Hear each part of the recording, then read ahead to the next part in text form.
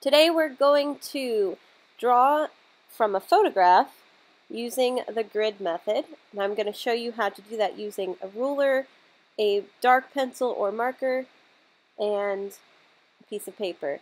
This little small 3 by 4 inch piece of paper is going to serve as our stencil. I'm marking the 3-inch side at the 1 inch and 2 inch measurements, and again on the bottom 1 and 2 inches.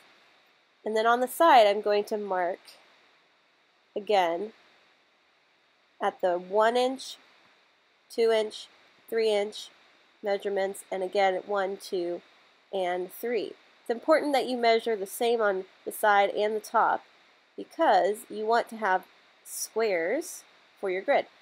I'm using my paper to place over the part of my photo that I want to draw, and that's the only part of my photo that I'm going to end up with in my final drawing.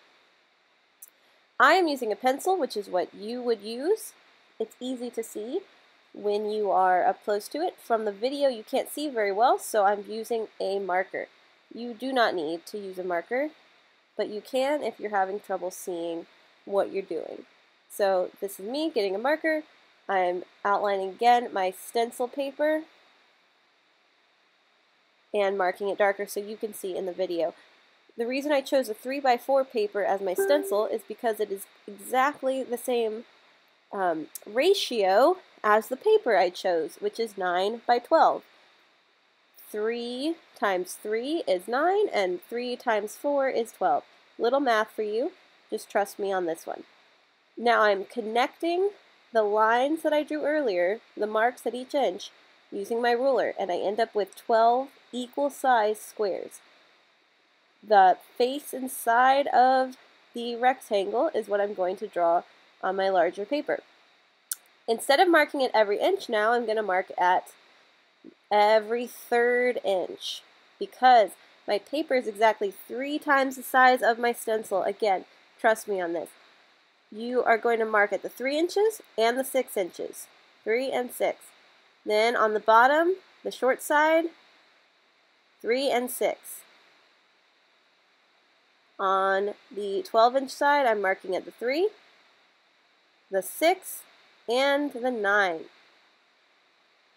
And again on the other side, I'm marking at 3, 6, and 9, multiples of 3. I did this darker than you will do it. You will actually do it lighter, so you don't end up seeing these marks. And then you can also draw your lines as lightly as you'd like. It will be harder to erase them, and you might not want to see them in your painting or your drawing in the final drawing. Okay, I'm now left with 12 squares, which each square on my grid is going to correspond to the grid in my photo. I'm now speeding up the video a little bit because you don't want to watch 10 minutes of me drawing. But notice I am going into each square and I'm only looking at what's inside of that square on the grid. And I'm only drawing the basic details. It actually helps to go in and actually draw on the photo by outlining. Notice I'm outlining the side of my face on the photo, and that way I have some muscle memory going in my hand. Oops, I went off camera a little bit.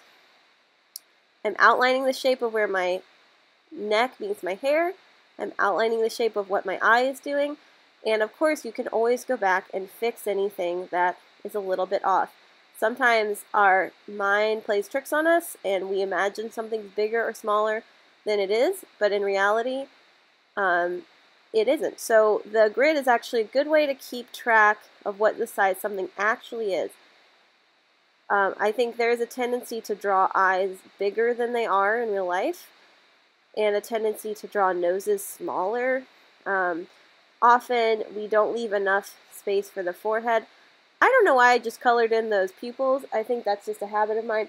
But we are actually going to be painting these for this project, and you're going to want to leave the space inside of your face in this portrait. Leave every shape blank so that you're not left with graphite mixing into your paint. Here comes the hard part. I chose a photo with my teeth showing. Teeth are difficult to draw without making them look like fangs or buck teeth. I did my best. I usually prefer to draw myself with my mouth closed just to avoid that situation.